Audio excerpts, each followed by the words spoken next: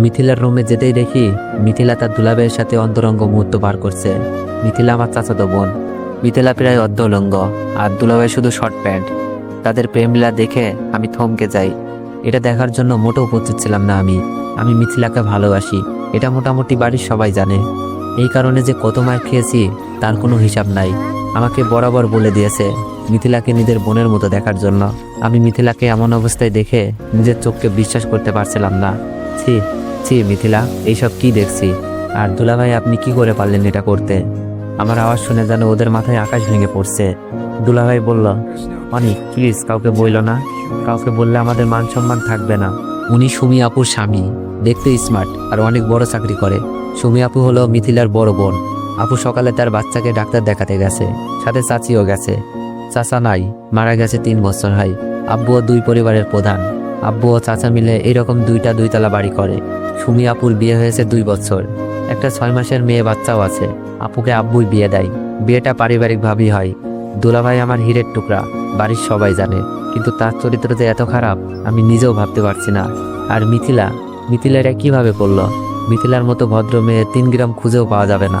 মিথিলার সৌন্দর্য পরিবারের লোকজন ছাড়া বাইরের কেউ দেখে নাই। হাত মোজা, পাও মোজা, বোরকা পরে পর্দার সাথে সবসময় চলাচল করে, কিন্তু আজ সেই মিথিলার একই হাল দেখছি। চুপ করেন আপনি, লজ্জা করে না? আবার কথা বলেন। আর মিথিলা, তুই না পর্দা করিস, কোনো পরপুরুষের সামনে যাস না, এই তোর পর্দার আড়ালের চেহারা? আমার কথা শুনে মিথিলা কিচ্ছু বলছে না, নিজেকে ঢেকে শুধু কেঁদেই যাচ্ছে। তোর জন্য তো পুরো পর্দাশীল নারীর সম্মান নষ্ট হলো। কি দরকার ছিল পর্দা করার? পতিতা পল্লীতে গেলেই তো পারতিস। এই মিথিলাকে যখন আমি বলতাম, মিথিলা আমি তোকে ভালোবাসি, তোর জন্য সব করতে পারবো, তখন মিথিলা আমার চরিত্র নিয়ে কথা বলতো আর আব্বুকে বলে আমাকে মার খাওয়াইতো। মিথিলা কান্না করতে করতে বলল, অনিক কাউকে বলিস না প্লিজ। মিথিলা, আমি যখন তোকে ভালোবাসি বলতাম, তুই আমার চরিত্র নিয়ে কথা বলতি, আব্বুর কাছে মার খাওয়াইতি। আজ তোর আসল রূপটা দেখুক সবাই। আর দুলা ভাই, আপনাকে আর কি বলবো? আমি রুম থেকে বের হয়ে যাচ্ছিলাম, ওদেরকে যতই বলি রূপ দেখিয়ে দিব, কিন্তু সুমি আপুর সংসারটা কি হবে? আর একটা 6 মাসের মেয়েও আছে তাদের। আর মিথিলা তো আমার চাচাতো বোনও, যাকে আমি ভালোবাসি, তার সম্মান কি করে নষ্ট করি? দুলাভাই মাথা নিচু করে বসে আছে। আমি বললাম, দুলাভাই আপনি এখন এখানে বসে আছেন? আমার কথা শুনে দুলাভাই রুম থেকে বেরিয়ে যায়।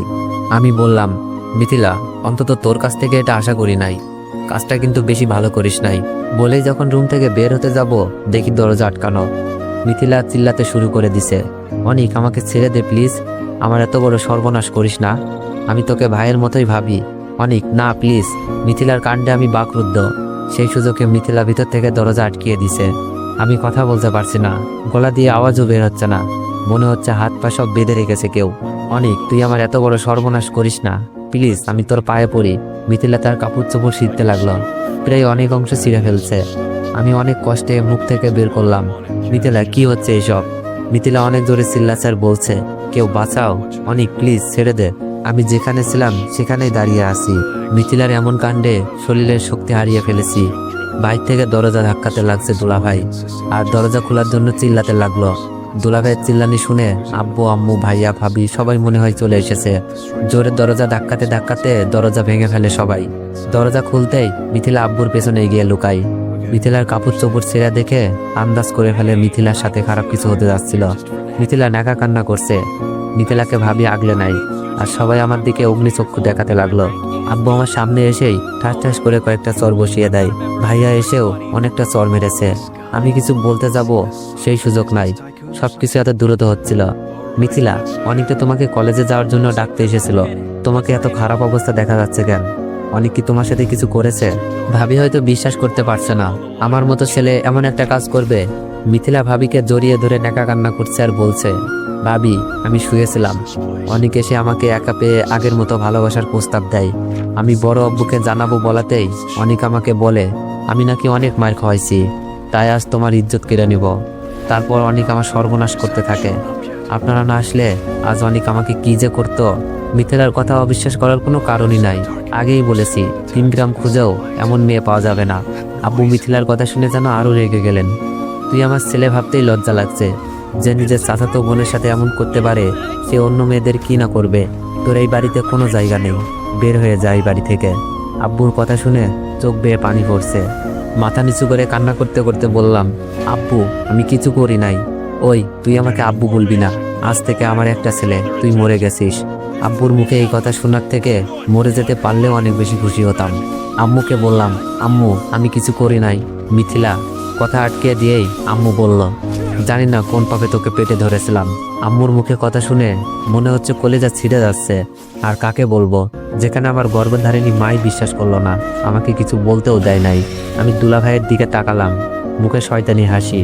আর মিথিলা এখানে নেকা কান্না করছে।